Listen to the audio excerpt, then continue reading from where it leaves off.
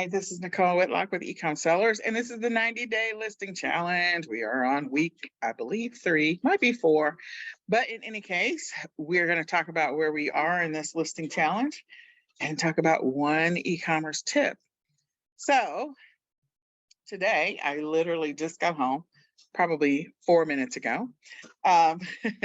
We had positive police interaction tonight where they meet with individuals with intellectual disabilities. And so we did that. So that's when we were racing home to come and do this training really quick. So I apologize. I am downstairs in the kitchen because we didn't cook on Saturday because my son was out at a church camp. So we didn't cook on Saturday or Sunday.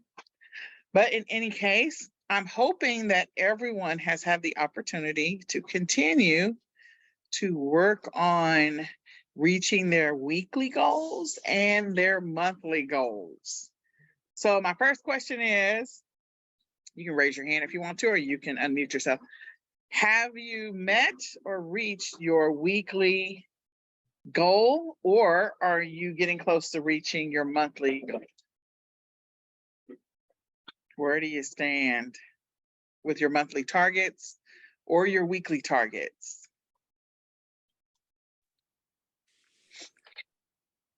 I'm short on my weekly target so far. I will have it fixed and reach my monthly target by the end of the week. All right. I know we sort of started a little bit into February, but yeah, February, we're about to finish strong because next Tuesday is the end of February. So I'm going to encourage everybody to continue to stay on track. And I celebrate where you are on your journey, Miss Kathy. All right. Thank you. We're going to make it. We're going to do it. We're going to do it. We are going to do it because I scheduled my son's driving test, to get his license to go from a permit to a test. So that means the next thing is a car. So I've got to do it. I got to make that money so we can get that car. That's exciting. Oh, it's also scary. Mm-hmm. Oh my gosh. I feel like I'm the late one to the game. Everybody else's kids are way older than mine. Yes, 7. Turning on 7. So anyone else want to talk about whether or not they're close to meeting their targets for the month, or if they're on target to reach their goals for the week, or if they're just still working on just building the consistency? Where are you in the journey? Hi, this is Anissa. Hi, Anissa. So I sell on eBay, and my top rated seller status was in jeopardy of being no more. And I think I kind of did what I needed to do, because when they reviewed my account yesterday, I'm still top rated status. So that. Yes. So I want to say that I haven't hit my listing goal, but I would like to say that I think I have been more consistent in listing, photographing. I'm going to be moving over to Poshmark, and actually I got a sale on Bonanza yesterday. I was like, all of a sudden there was an item that was unlisted. I was like, what's going on?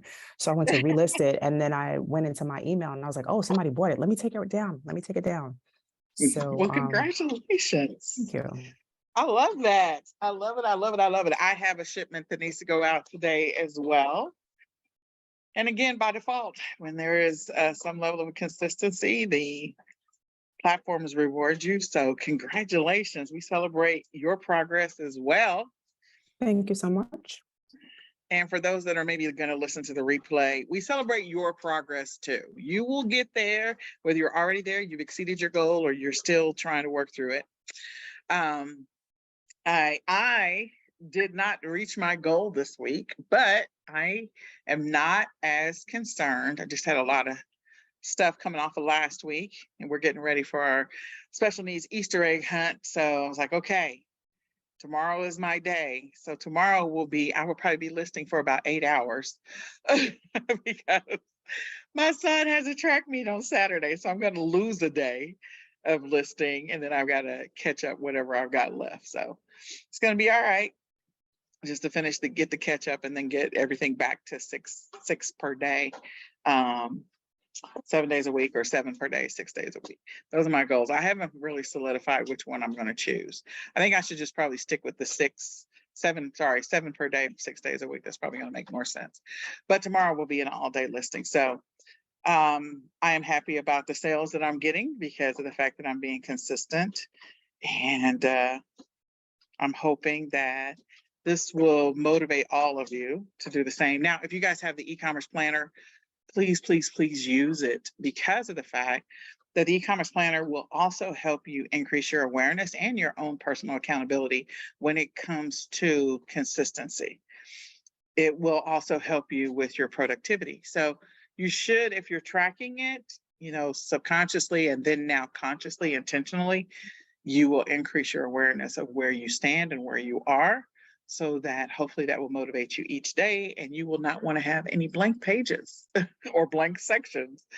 So I'm hoping you're tracking your numbers to see where you are, how many new listings you created and or reworked, and that you're also looking at your progress on what your target is for your goal. So we are coming up on the end of February.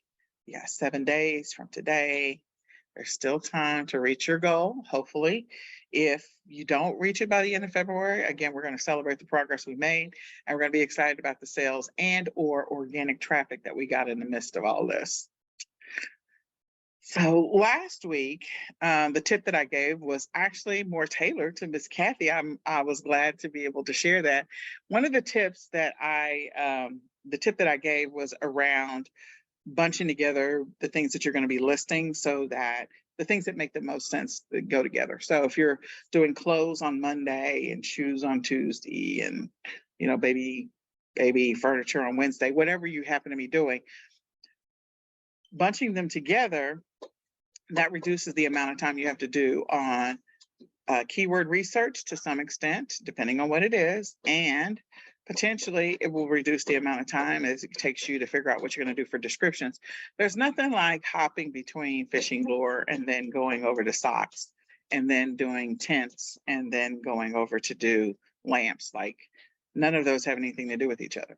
So bunching that together is something that can help you save time in your product research and allow you more time to be productive in listing. The other thing is that I prep and have always suggested that people prep their stuff before they're going to be listing, like prepping your stuff on Sunday or taking all your pictures on Saturday or Sunday because you know what your target is for the week. You're setting yourself up for success by doing that. So if your target is 40 listings or 30 listings or 25 listings, again, if your beginning of the week is on Sunday, then be intentional on Saturday and take your pictures of everything that you're going to need or identify the things that you plan on listing next week so that you're not struggling each day to figure out, okay, I said I was going to list 25. I wanted to do 5 per day, 5 days a week. I don't have enough. Well, you'll know on Sunday or Saturday. You can be intentional about what your volume is, what you're targeting for the week. And then you can also be intentional about listing things that you know are going to be selling coming up. And what I mean by that is we know that Easter is coming. We know St. Patty's Day is coming. We know Mother's Day is coming. And so when I say on Saturday, find your 25 items, you may say, you know what, all next week, I'm going to be working on Easter, period. And so you're going to intentionally find your 25 items, if that's your number, that you're going to plan to list. And you will already have some of the keyword research already done. So be thinking about, again, in advance so that you can set yourself up for success, set yourself up to win. Make sure you're doing that on, in advance. So I don't know when your week starts for you. My week always starts on a Sunday. For me, I just started on a Sunday because it's easier from a calendar standpoint. So figure out where you want your week to start and then lay the groundwork so you have the opportunity to be more successful in being consistent and also be more successful in being productive. The other tip I wanted to give you is we know that the number of purchases that are being done via mobile device are huge, like a lot of them. And so since a significant number of the items that you are selling, you know, some of them you have to take pictures and sometimes you don't have to take pictures. So if it is possible, make sure that you are, you know, when you're taking your pictures, figure out where's the best place and the best lighting to be able to take your pictures if you have to take pictures. So if you're selling on Poshmark, you're going to be taking pictures. But if you're selling on Amazon or eBay, you may or may not be taking pictures. Sometimes we borrow other people's pictures. Maybe we make adjustments to them, resize them, whatever. So getting your pictures in advance and then also doing some naming, especially if you're going to be listing them. You know, if you're listing on Poshmark, it still can be found with the name of the image. So name your images as you're going through the process. You can edit images to zoom in and make them larger or smaller. There's different things that you can do. So one of my favorite tools to be able to do that is Paint. I don't know if I have any pictures readily available on my desktop. So hold on, let me just see if I can find some real quick. Because I've been working on a lot of stuff. I know I have a bunch of pictures of Nicholas because we were celebrating him for his birthday. So let me just see if I have any pictures and then I'll just show you what I mean by editing the pictures to make adjustments to them using Paint or some other tool. So give me just a second.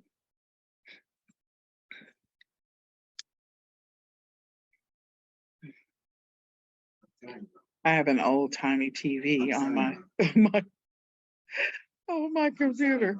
I don't know why I do. So I'm going to use that one as my source. So let me go ahead and share my screen.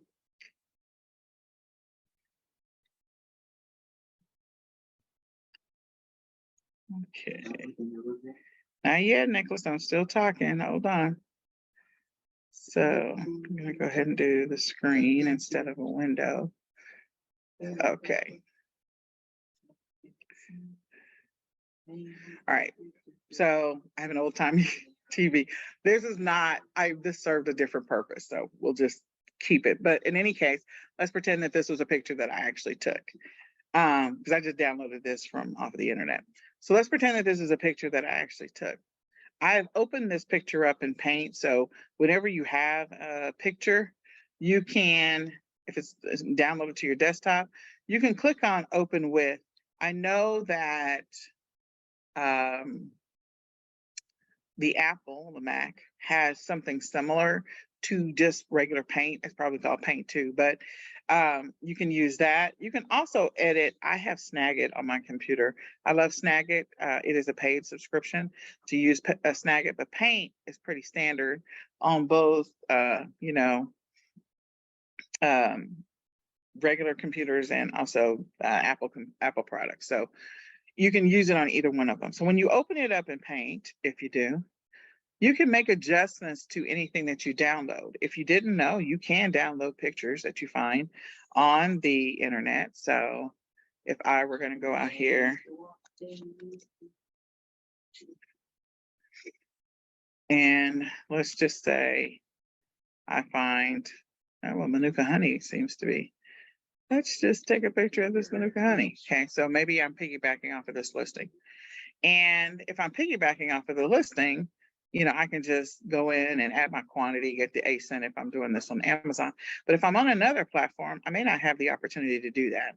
So if I find a picture somewhere out there in the universe, whether I find it on Amazon or some other platform, the thing I'm going to do is I'm going to click on the image. And most of the time, if I click on the image, I can right click, it'll open up a new window and I can right click and click on Save Image As. And if I click on Save Image As, you'll see that I have the opportunity to rename this image. We don't want to put this here. I don't know. I'll put it in eBay shipments. Okay. So, so I'm going to name this image Manuka Honey when I can see my keyboard. And you can do it with dashes. So you don't just do a space. I can do underscore. If this is a specific brand that is popular, then I would put the brand name on there. But the thing that people are searching for, this is literally what they're searching for, is Manuka honey. And so if I have multiple images, like I have the Manuka honey and this is the front of the picture, I might type front here. And then if I have the label, I'll do Manuka honey label. You can do underscores as well. And so I'll save this image down if I'm not just piggybacking off a listing on Amazon. And if I'm not just going onto eBay and doing sell mine, sell yours. If I have to have a picture, if I'm on a platform where I really have to have a picture, then I will go and grab a picture. I can make adjustments to this picture by opening it up in Paint. So I am going to close it here. I think I put it in shipments or something. So let me stop sharing for just a second. Let me figure out where to put it. I think I put it in eBay shipments. Probably should put it in pictures. eBay shipments, there it is. Okay. So if I go to share my screen, Okay, so I have it opened, I think. Nope, not yet. It's in eBay shipments, so I have it labeled front. So here's the picture. I need to open with Paint.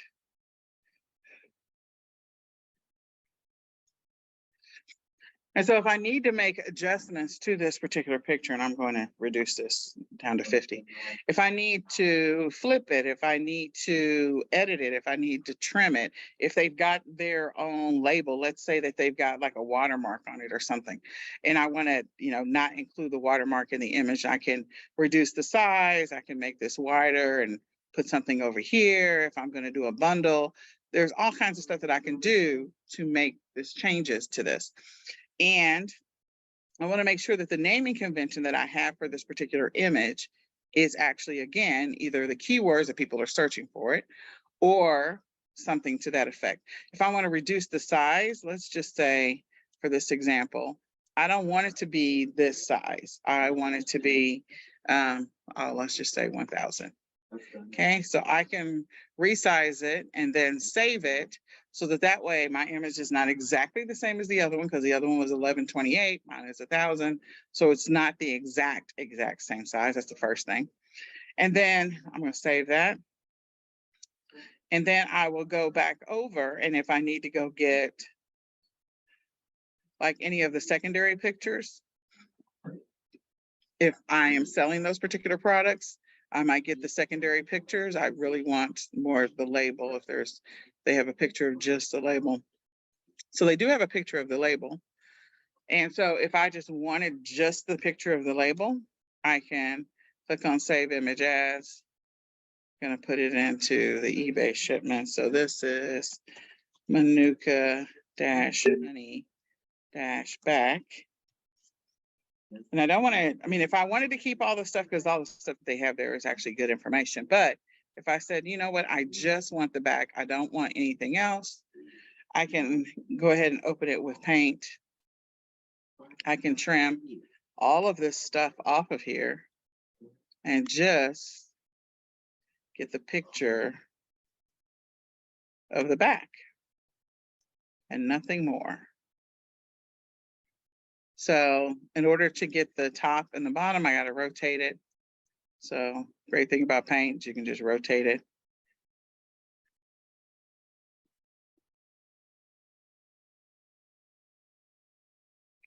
Okay, then once I rotate it again. If I can get my mouse to work.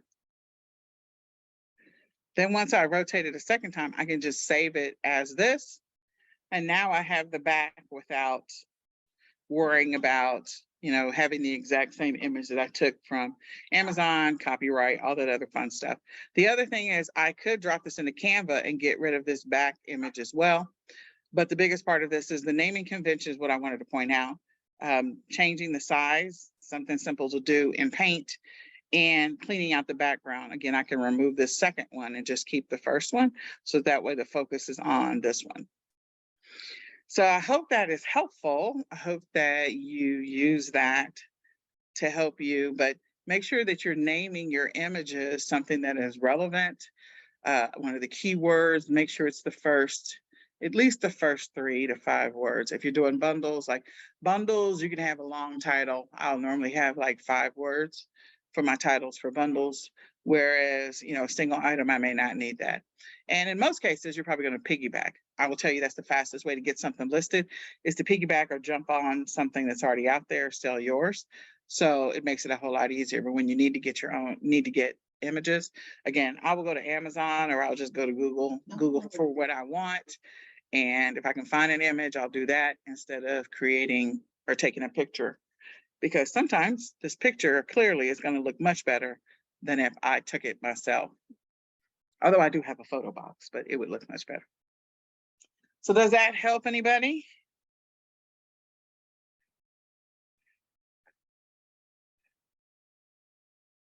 I don't know if I'm still there or not. Are you still with me?